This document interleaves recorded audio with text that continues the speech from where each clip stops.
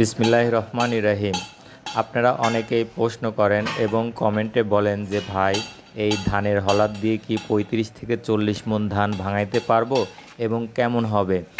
এই কারণে আজকে আমরা আমাদের এই পাশের জেলা কুষ্টিয়াতে এক ভাই আমাদের এই মেশিনটা নিছিল, আমরা সরাসরি তার মিলে আসছি এবং ধান ভাঙায়ে আপনাদেরকে দেখাবো যে আমাদের মেশিনের রেজাল্টটা কেমন, আমরা যা বলেছি তাই হয় কিনা।